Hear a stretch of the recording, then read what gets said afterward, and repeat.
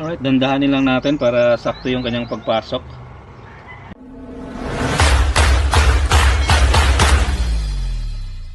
It's Megan Daniel PB Bags. Yung gawin naman natin ngayon is meron tayong nalulustrade kasi dito yung ating tensioner bolt. So mag-oversize lang tayo. Kailangan lang natin mag hand taps para magamit natin yung ating nalustrade na block.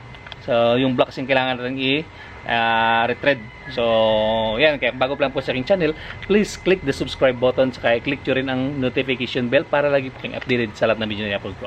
Libre lang po yan. Ito po yung i-hand taps natin. So ito kasi nalulustrade. Pag nalulustrade kasi ito, hindi mo na mahigpitan. Kaya magkakaroon na siya ng ito, maglilik na siya. Ayan na. Kasi merong kasi itong persa nagpupus kasi ito ng chain. Kaya nagkakaroon siya ng persa dito. Kaya kailangan umaangat to ng pakunti-kunti. Kaya nagkakaroon ng leaking. So ito yung gagamitin ko na bolt. 1/4 na yung ilalagay ko. And tatanggalin natin tong 6mm. Papalitan natin. Mag-retread tayo. So yung gamitin natin ito. Hand taps na 1/4. Ayan. Yan yung gagamitin natin. Retread natin. Pulin muna natin tong kanyang tensioner. Yun. Kasi low thread na, so kailangan natin palitan ang oversize. So ganda na kasi wala na kasi siyang higpit, hindi na sa may higpitan. So kaya malambot na eh. So tanggalin na natin ito. Pero isa wala na eh, na na loose thread na. Sa katanggal ko kasi ito yung palagi ko na i-demo. Ayan na. So kaya pag na loose thread to, magkakaroon siya ng leaking. Kasi mayroong persa dito sa kanang timing chain. Ayan o. So wala na. Ayan, sira na siya. So ito gagawin natin is ito yung number 1 yung gagamitin natin. Ito yung ipapasok natin. Ito yung matulis. Ayan, para pumasok siya na maayos. Ayan. So pasok siya. Ayan. So tapos alalay lang muna. Alalay lang muna na makapasok ng maayos yung kanyang thread. Ayan, pag kumapit na, yan. Saka nyo na hihigpitan ngayon. Tapos ito tatakpan muna natin to para hindi madumihan. Dandahanin lang natin para sakto yung kanyang pagpasok. Yan, ito yung number 1 eh. Mas matulis tong number 1 kaya medyo na-align to kagad. Saka naman natin ipasok yung number 2 saka yung finishing na number 3. Ayan, so yan, nakasinter na siya. Tapos pwede nating ayan.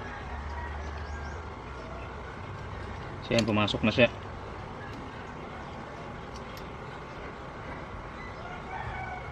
Number 1 pa yung ginamit ko. Ayan, number 1 muna. Hanggang sa pumasok siya na maayos yan. So yan, pag medyo okay na siya, so pwede na natin ipalit yung number 2 na hand taps. Ayan, pwede yung pabalik-balik yan. Hanggang sa maging swabe na yung pagpasok. So ibig sabihin, nakagawa na siya ng kanyang sariling thread na bago. Ayan, okay. So yan, tinanggal ko na yung number 1. So ito na yung second. Yan, ito yung pangalawa. So ito naman ipapasok natin. Medyo okay na to siya kasi mayroon na siyang first thread. Ayun, madali lang siyang ipasok hanggang sa maging fine na yung kanyang thread. Ayan. So okay na siya. Tapos pag madali na lang siyang ipasok, ayan na. So pwede nyo tanggalin ulit. Saka naman ipasok yung pang final.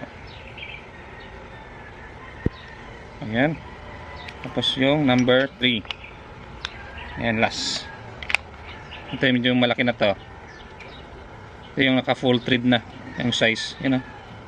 Ito swabe na yung pagpasok. Ayan. So ayan yung final natin, number 3. Yes. So okay na. Tanggalin na natin to. Tapos try natin yung ating ipapalit na Allen bolt. So pasok natin yung ating Allen bolt. Ayan. So ito yung ating Allen bolt na 1/4.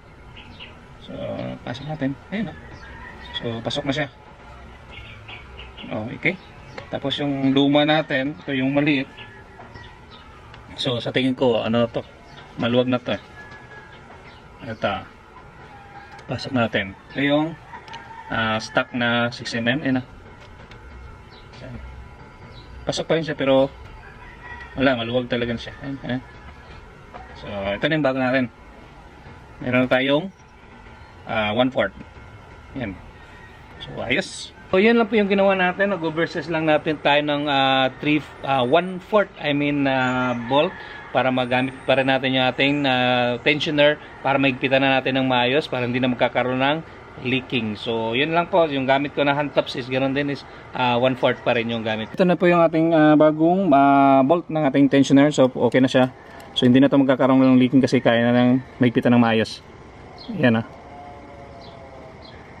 Yun. Kahit itodo pa natin to. Okay. So, pwede na hipitan ng maayos. Ayun. It's my life. Lazy. It's my life.